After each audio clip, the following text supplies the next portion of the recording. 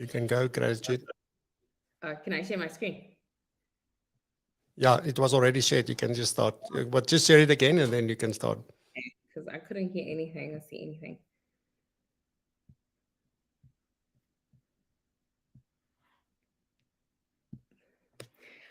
Hello and welcome to the inaugural Propulsion Summit. My name is Gratitude Mahlangu and I am absolutely excited to join you guys today. And you know, when Francois asked me today to be one of the keynote speakers, I was so nervous because I thought to myself, what do I have to share? Like, is my story that unique? Do I have anything to say to such a phenomenal panel of people? So a special shout out to Francois for having me here today. And I think as far as stories go, I have put together a little presentation which I titled My Life in Pictures. Over here, you can see this is the township where I was born, and judging by the statistics in our country, where 16.3 million people live in extreme poverty, I don't think, or I never thought that my story was a unique one. So I was raised by my mom and my stepfather. My mom was unemployed for the most of my childhood, and my stepfather was a groundsman in a local high school. And as you see, I've always been a reader, and I've always been an achiever. And this is just the progression of my life and my first time graduating varsity, my first car, and this is my mother and my grandmother, and this is when I got my second degree, my honors in financial planning, and this is a very recent picture of me as an aspiring public speaker. And I think when I was trying to figure out and establish why our stories are important, I quickly learned that as a person who goes home often, I often see people that were my friends and how they never got to make it out of the township situation. And I spent a lot of time imagining how my life would have turned out had I not had this self-starting, the inner motivation that I had. And it really got me to this position of assessing the story in my head. Is it my friend or is it my foe? So as I was doing my research, I got interested in the science behind the stories in our heads and how we start motivating ourselves to live a life that is beyond what we know, right? Science has found that stories affect our physical and mental makeup, right? From connecting both sides of the brain to triggering the release of specific neurotransmitters, science says that stories have a real change to our thoughts, to our feelings, and often to our actions as well. We make up stories in our heads about how our day will go before we even head out to the office. We tell ourselves stories about the amazing places we'll see and the exciting things we'll do when we go on vacation. We tell ourselves stories about how people perceive us and how we perceive them. Basically, we are our stories. So my story starts back in 2006 when I was 13 years old and I had to prepare a presentation about what I wanted to be when I grew up for life orientation. So as I was preparing over the weekend, I was going through my mom's magazine stash, and I remember I came across those Jet magazines that came with her monthly statements, and the cover star of that particular July issue was Bassetana Khumalo, former Miss South Africa, turned into a businesswoman. And there she was, me. That's who I wanted to be when I grew up. She had a radiance about her. She looked important. You know, her smile was reassuring and confident, and that is who I wanted to be when I grew up. So I cut out a picture of her. I cut out different pictures, and I put it all together. So then that takes me to our stories again. The stories in our head have the ability to influence our decision making and how we solve our problems. They can affect how we show up at work and in a client meetings. The stories help us remember and imagine. We are constantly creating stories in our head, and that's the human nature. So whether that story becomes your friend or whether it becomes your foe depends on how you perceive the story. So that Monday morning, I woke up with a genuine excitement, an internal motivation, and a need for self-actualization. I don't know if I went against Maslow's hierarchy of needs, because most of the time I didn't know what we were going to eat for dinner, but I had this strong urge for self-actualization. We lived in a shack. And this shack, I remember very well, it had an opening there at the rooftop where the roof met the structure of the house. And every morning, especially in winter, there was this piercing breeze that would make my life a living hell every time I got ready to school. But that morning, I was oblivious to that because a new story was born in my head. I was going to be Basetsana Kumalo. I was going to be a businesswoman and I was going to take over the world. Regardless of whether we had electricity or food or not, I was going to make sure that my homework was done and I was going to strive for excellence. The only time where I was going to be worried about the outside from inside the house was through the mansion I was going to build for my mother. And then in varsity, I met a friend. Her name was Nobuhle. She came from Soweto and she drove a Kia Picanto. Her and I connected because we shared a boldness about us. We were crazy enough to think that we would change the world. Here are two girls from the township who came to university with a dream to make a difference and to change the world. We often stayed up at night talking about our girls' trip to Greece. We had never even seen, I had never been outside of the small township in Malanga that I came from, but yet I had dreamed and I was bold enough to think that one day I would have a girls' trip to Greece. So we came across financial planning in our third year, and this was it. We wanted to educate our communities.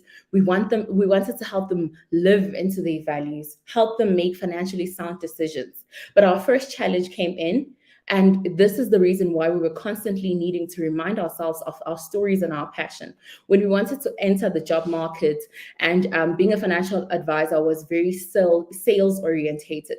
So we had also even considered changing careers because we still needed to help out at home. So earning commission that earlier into our careers wasn't going to cut it. This is when we decided to own our story. This was not going to be the end. So we went on to research deeper into this financial planning profession. That's when we came across things like the FPI and the concept of an approved financial planning practice. So we both got our jobs in companies that were very client-centric. And this aligned with our goals and our visions and the stories of educating and empowering clients and changing the lives of young graduates. 2 weeks later, Nobuhle and I had a catch up, and she told me about her new workplace.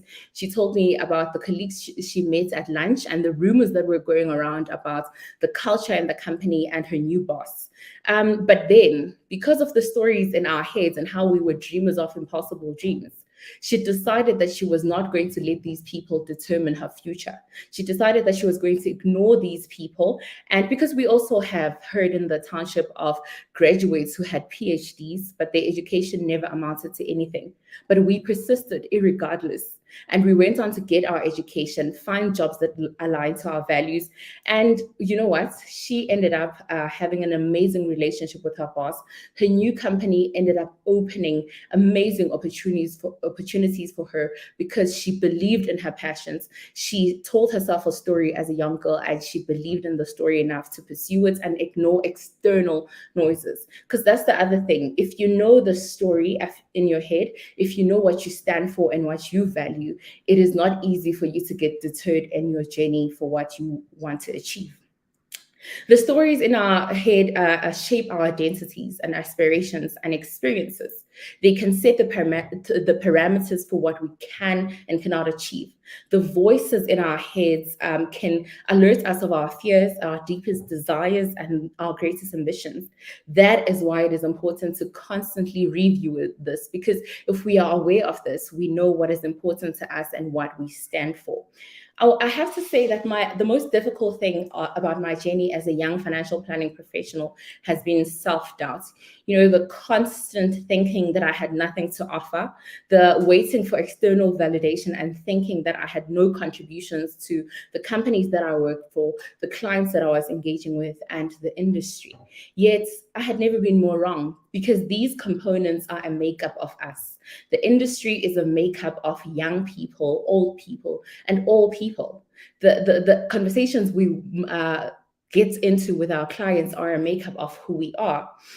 You know, we have the ability to shift cultures. We have the ability to influence and partner with our clients. And most importantly, we have the ability to contribute to the global and local development of the financial planning industry. The industry as we had always dreamed of it.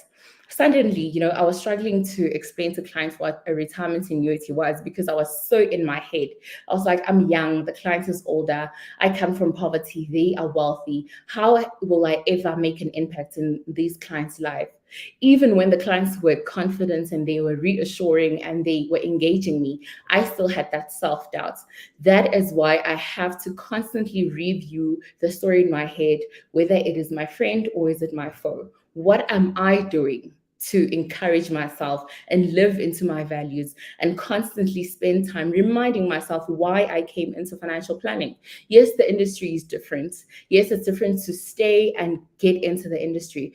But as a person, you need to have self-leadership. And if you have self-leadership, it's easy for you, or not easy per se, but you are able to navigate all the obstacles, because life will have obstacles, same way as an investment life cycle has obstacles. And we have to help our clients live and stay the journey. We have to constantly remind ourselves to stay the journey and be a part of the conversations and sort of influence the conversations we have with our clients, because the stories we tell ourselves are what makes us who we are. And if we know who we are, if we have our priorities straight, then we can contribute to our industry. We can change the face of financial planning. We can be the diversity that we seek to see in the industry. We can have meaningful conversations with our clients. And often I've found that I'm most comfortable with my clients when I have a heart-to-heart conversation with them, and when I have a conversation on a human level with my clients. So I think that if we as young professionals take the time to get into our heads, understand, and also cultivate our soft skills, because I think the technical skills you come armed with from varsity. You know the technical stuff, you know what an endowment is, you know what a living annuity is. The difference, or the most difficult part, is the soft skills. Knowing the human being and relating to the human being, even when you come from different backgrounds, even when you come from different circumstances. But if you're able to relate to your clients, build relationships that are based on trust and emotion, you can become a success as a young financial advisor.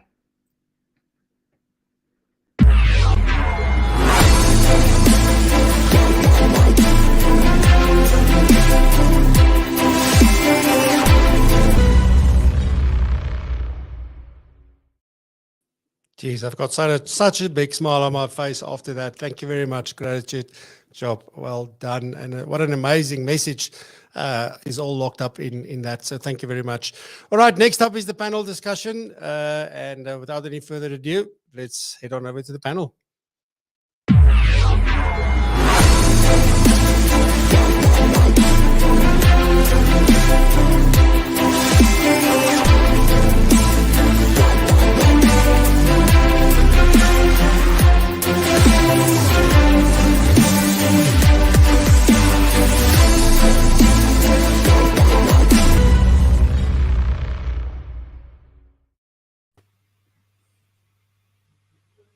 Good afternoon, everybody. It's so great to be back for another session, and I'm lucky enough to have swapped places with Francois.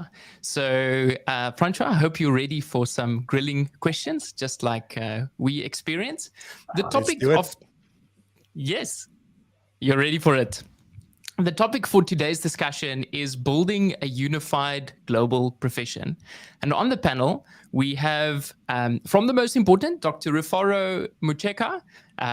We have Adam Owen from the UK, and we have Francois joining us to unpack, how do we see this global profession? Are we moving in the right direction? Do we even need to get everyone on the same page? And the structure we'll take today is really a top-down, to say what's happening on a country level, what are we doing on the ground as financial planners, and how do we get to move a little bit closer? And Adam, I'd like you to start off to give us a little bit of a sense of what's happening in the UK. How is it different from the financial profession in South Africa? Are you seeing any differences, and what are advisors struggling with? Thank you, Louis. And well, it's an interesting point that we start with, isn't it? And we don't want to get to the end before we go from the beginning, do we? But I don't see a huge amount of difference in terms of what financial planners and advisors are struggling with. I think that different markets around the world have developed at a slightly different pace. And so in the UK, we're now heading toward our third great revamp of financial planning and financial services regulation. And there's talk now politically at that very high level that we may even have another fairly shortly, just depending on what happens in terms of who the next prime minister is. So I think that one of the key things for me is that financial planners and advisors will always have this element of regulation imposed upon them, but the fundamentals, the things that we do with our clients, I think are very much the same in the UK as they are in South Africa, as they are in the US, as they are in Australia, and all around the world. I think ultimately we're helping people make sense of the things that are happening around them on both a macro and a micro level. Thank you, Adam. So it sounds like more swimming in regulation, which is something that South African financial planners are very much used to. Rufaro, you have quite a bit of experience in the African market. We often think, or myself think, that maybe the legislation is a little bit behind in terms of what we're seeing in South Africa. Can you give us a take on where those African countries are? I think, sorry, I just want to say good afternoon to everyone. And Francois, thank you again for giving me this opportunity. And it's always nice to share some of these experiences. And I really liked what Gratitude was mentioning around, it's all about educating people to make meaningful, meaning of their money and the decisions that they make around money. So if you go back to the African continent, I spent about 5 years in a couple of the key markets on the continent, setting up a financial planning business there. And the experience has been, from a regulatory perspective, they are not where, let's say, we are in terms of regulation. And it was nice to see that some of those markets were really keen to kind of bring up their regulation to the standard of, let's say, South Africa and the world as well. Because at the end of the day, it has become quite key to really change the dependence ratio that you find on the continent, which is quite high. Because if you look at people that work, they haven't been saving a lot of money. And in the process, unfortunately, when they get older, there's a very high dependence ratio. So all I can say to you is there's a lot of learning from where South Africa is, and there's a lot of appetite in really, raising the bar to the levels where the market is educated in terms of what they need to do with their money. Thank you very much for that. I mean, there's two things that strike me. The one is, as a market that's developing, we expect people to have larger investment portfolios, and it sounds like a lot of it's around managing money. Yet we're talking about creating a global profession. Francois, I want you to step in here and talk a little bit about what does that global profession look like in South Africa? Are we moving away from purely just managing the money into maybe a little bit more planning, or are we moving closer to the human side, or is it still just a small group of crazy people trying to push this profession? I think, to really start there, I guess the question beckons, like, what does profession or professionalism mean? And it does mean different things to different people. Some may think that it's all about your qualification, it's about your certifications, it's about all of your education, all of that stuff. But for me, it's a lot more about one's behavior and a lot more about your ethics. Although that qualification or the education part is extremely important, because you have to know what it is that you're doing, right? But you look at it from that point where I'm sitting and I'm thinking, you know what, like the far majority, and I think somebody in one of the sessions earlier said it as well, that, inherently we care. I think Marguerite said, like, we care as a profession about our clients. And there's this small portion, maybe, that sort of, is the light is shone upon them and then giving a lot of airtime, so that hurts the profession. And then we also get into this other side of it where we love finger pointing and saying like, see how like that's not right, that's wrong, and then we even shine a brighter light on that. So for me, you know, sort of moving into this profession is, one, start with yourself, right? So what is it that's important to you? How do you behave? What is right and wrong for you? And then singing your song, right? So that's where it starts. It starts with us as the individual. Before we even go looking at somebody like the FBI or I can't always remember all the UK bodies and, you know, the FPSB and all these professional bodies looking at like they need to tell us how to do it. They don't. I honestly believe that it's up to us to say, what does good business look like? What does good advice look like? And what does it look like when I truly care for my client and we put our clients first? And I think that is the first step in that direction.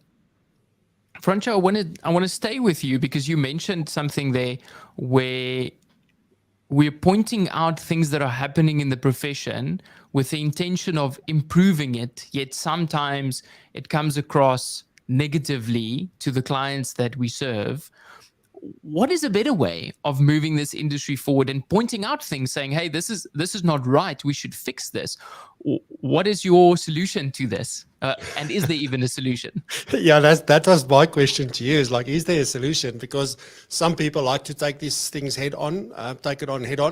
I, for myself, would take a very different approach and rather take sort of in a conversation sort of way, or, you know, just looking at that and saying, well, we better make sure that we don't do that. But then I would try and shine the light on like what makes us different. Like, you know, what are the things that you need to care about? So rather focus on the positive things than to focus on the people who's not doing things right. And you're 100% right. The intention is absolutely just to weed that out, right? So it is not to hurt the profession. It is not to sort of even badmouth those people. It is just about making things better. However, if we keep saying, oh, there's another scandal, here's another scam, there's another this, there's another that, that's the stuff that sticks in the consumer's mind, in my opinion. So we need to be talking more about the good stuff we do and to say, and again, you know, you have all these different sort of avenues within the profession. Like you have lifestyle financial planners, you have, I don't know, financial advisors and financial planners, and you have certified financial planners, and you have certified, you know, transitionist planners, and you have all these weird and different sort of avenues that you can take, and all of them are complementary. All of them work well. And it's also horses for courses. Like, what does the client want? A certain kind of advisor is going to attract a certain kind of client. That's what they're looking for. So also there isn't an alpha sort of, you know, way to go. There isn't like, this is the way. None of these new avenues are replacing anything. It's either complementary or making it better, or somebody is finding like, I'm more valuable here, so that's where I want to operate. Adam, I want to bring you in on this piece because Nextgen is all about promoting good quality of advice and through a beautiful marketing process, you know, as a business and helping advisors put that message across. And what Francois is saying is it almost sounds like we're in a marketing crisis. Do we know what it is that we offer? Do we know what it is that we call ourselves? And thirdly, maybe how we charge. What's your take? I think that's very true, Louis. Yes, and to pick up on a few of the things that Francois was saying, I think that top-down professional bodies and regulation, this idea that we can set rules or principles and we can expect people to conform to them, it only goes so far. We've already heard in this segment today that Maslow's hierarchy of needs and our motivations and our intrinsic and extrinsic motivations really do impact very heavily on the decisions that people make. And so in life, we see that people break rules. And they break rules because they're satisfying a need. Whatever that need is at that time appears more important to them than actually conforming to the rule. And so what we've looked to do at Nextgen Planners and what we're doing here in the UK is very much thinking about things from the other end of the telescope, or from the bottom up, as it were.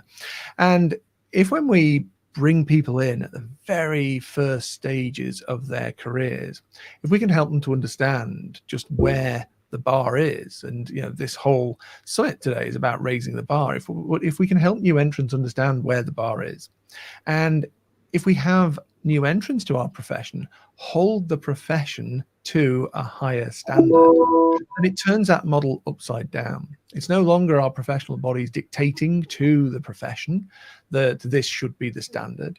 It's people who are joining the profession saying, this is the type of profession I want to work in, and I won't tolerate working in a profession that isn't like this. Now, this isn't a quick fix, of course. When we think about how we promote the great stuff that the profession does and how we get everybody talking about it from their very first day in the profession, and how everybody represents their organization and the broader profession, that takes time. But everybody within every firm's team should be part of their marketing department. It shouldn't just be one or two people sat in an office thinking, how do we take our brochure values? How do we think the things that we think people should expect us to say? We're honest, we're trustworthy, we have integrity, all of these words that marketing departments throw around. And rather than just that, why don't we actually get everybody at the very beginning from day one thinking about how we serve the client and how we focus absolutely on our clients' needs? Everything else sorts itself out after that.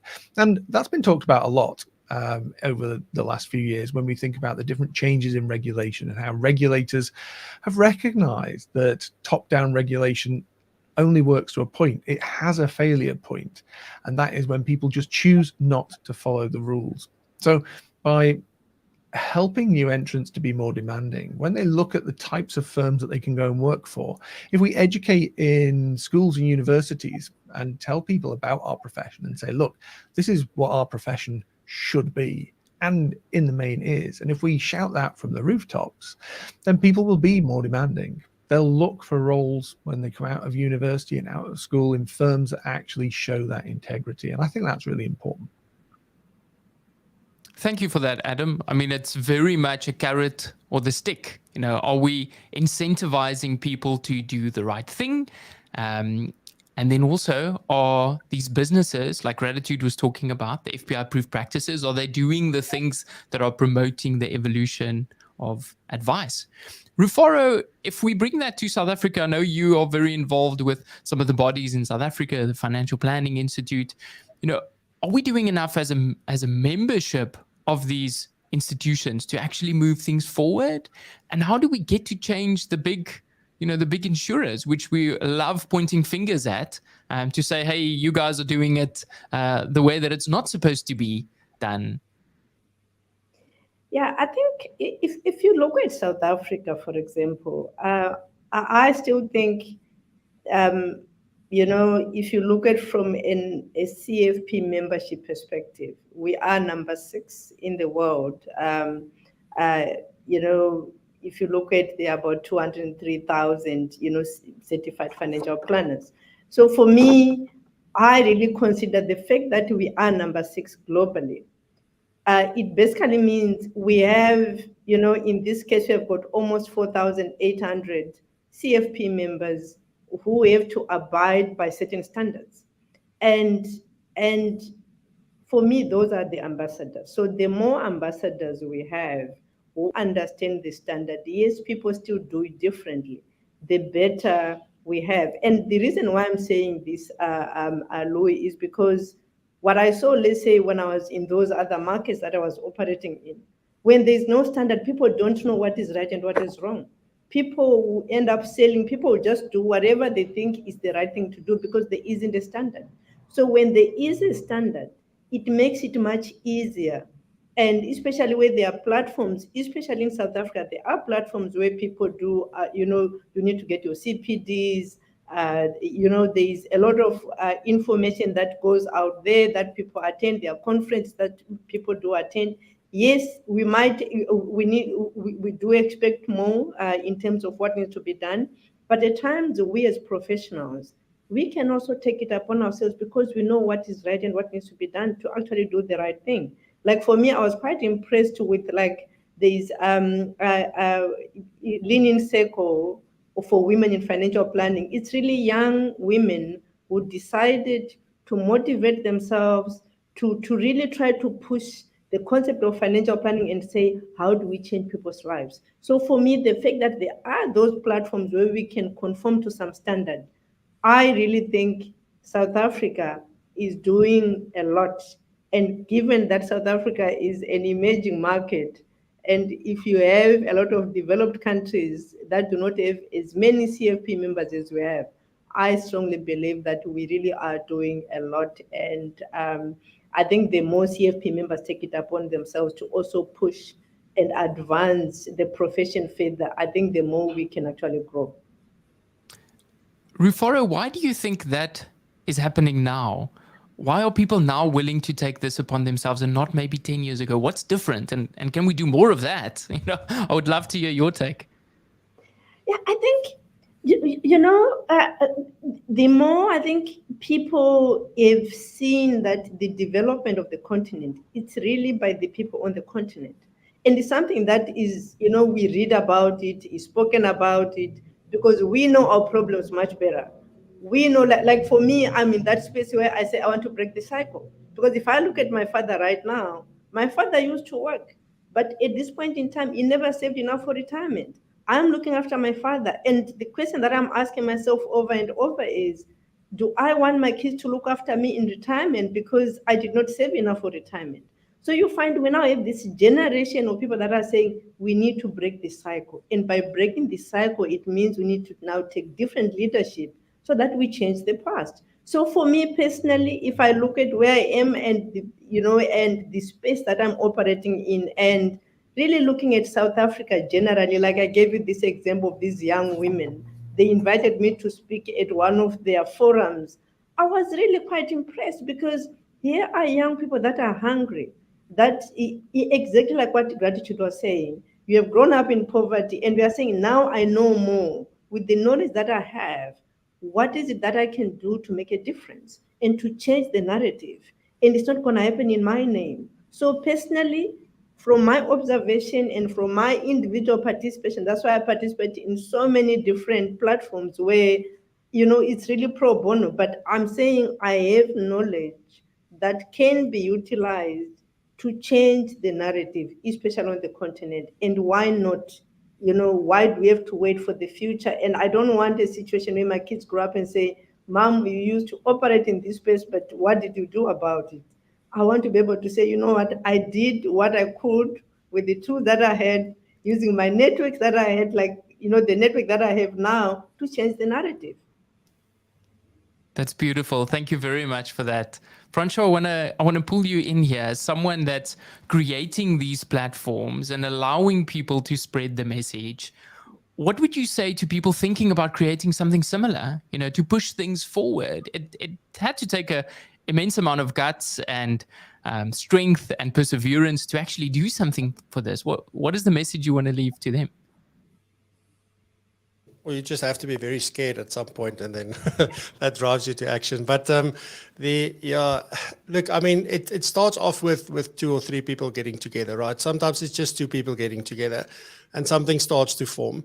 And you take it further, and you take it further, and then because of what you're doing, you attract the right people. Because I think that's probably the key thing about any of these kind of platforms or communities or whatever we want to refer to them as, is that you have to be sort of saying, look, there's got to be a better way. We want to find this new, better way together. We want to learn together. We want to support each other because, sometimes somebody falls down. They need someone just to lend a hand and get them back up. And other times they fall down and need a hand to get them back up. And it's not always just about falling down, obviously, but it is also about celebrating successes. It's about trying things. You much, if you think back, like when you were younger, probably, really, like you could be much younger, I suppose, you're still lucky. But if your friend said, let's do this, you were much more likely to try it with them, right? Than if you stood there alone, like, I don't know. But if somebody else is there and they say, come on, let's do this, let's try this. And that for me is the power, that we see in these people getting together. You're giving them a place to belong. They're being heard. And because of that, they're willing to venture out and have discussions and try things and see what works for them and what doesn't work for them. So from that point, I think just start getting together. It doesn't have to be anything formal, over a coffee, but make it regular, like once a month at least, or maybe even once a week if you want to. But start having these conversations, and then very quickly you'll probably realize you need some kind of an agenda, because like, what are we going to talk about? So just have a plan of what you want to talk about. Don't go sit there and talk just over coffee. Know what you want to talk about and share. So Francois, is this about kind of promoting each other and being the cheerleaders of our colleagues and kind of removing those divides? Because we still see big divides, tied versus independent, commission versus AUM versus flat fee. It's all creating barriers. Yes. How do we remove that even further? But again, I think that sort of goes to my point, because you feel like you belong somewhere. So somebody, some people, they I won't say all they know, but they know Tide and they're comfortable there and they love working for a big brand, and they are happy to just do that. The way it works, the business model, all of it works for them. So they're attracted to that. Then somebody on the other end says, no, I don't want to work for a boss. I don't want to do that. And I want to work with multiple companies. So I want to do that. Then you have people like yourself says, look, I've had these experiences. I want to do things differently. So I'm going to venture into helping very specific people with a very specific need. And it's a lot more about them than it is about their money. And it's like those folks that feel the same will start to band together. They will be attracted to each other. So I don't think we'll ever get rid of the different segments, if you will, because it depends on what works for you and what doesn't work for you. Where we can sort of cross those, I believe, is in how we behave. And what we do, we know what we do. We've got the knowledge, we have the experience, and we treat people the way that they should be treated.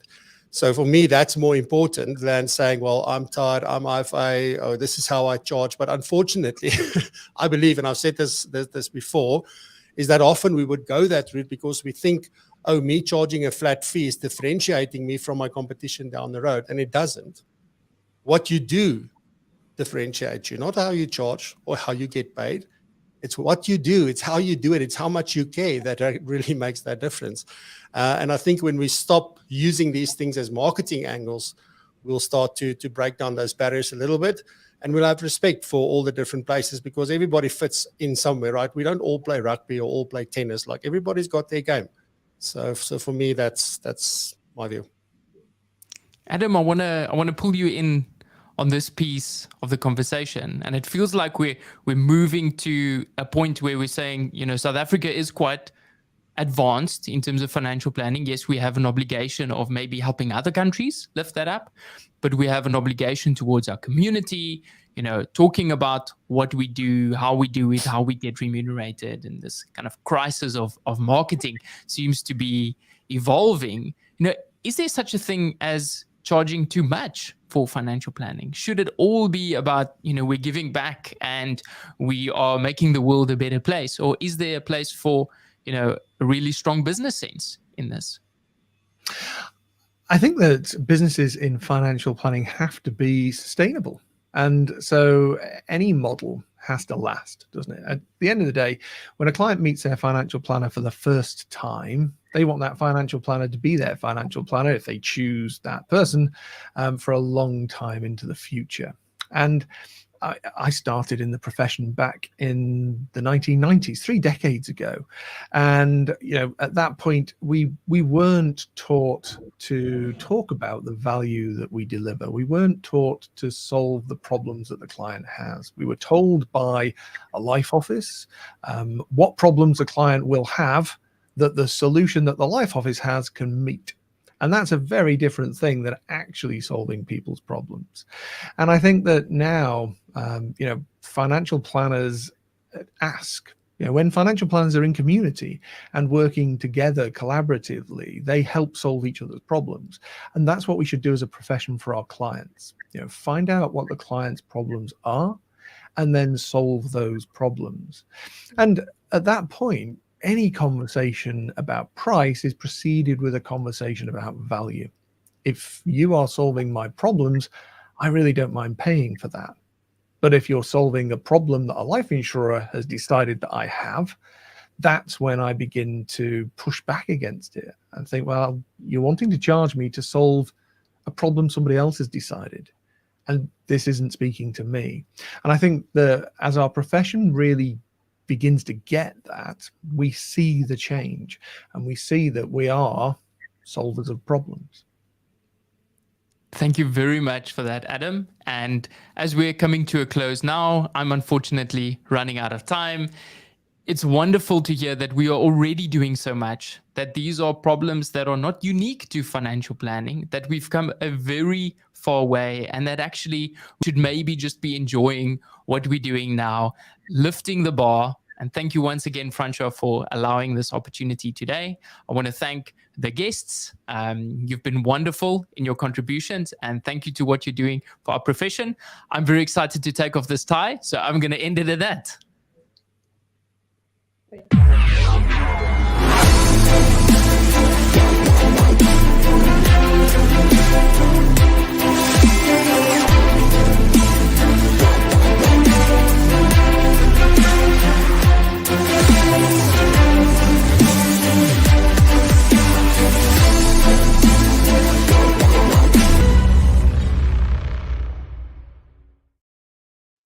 Man, that was good. Thank you very much, Louis. Fantastic job. You're such a great facilitator.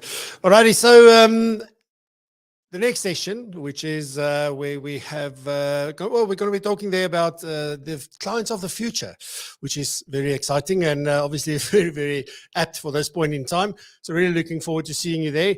And then we also have a keynote. Ollie Smithley is the editor at I forgot where. I'm sorry, Ollie. At Morningstar in the UK. There we go.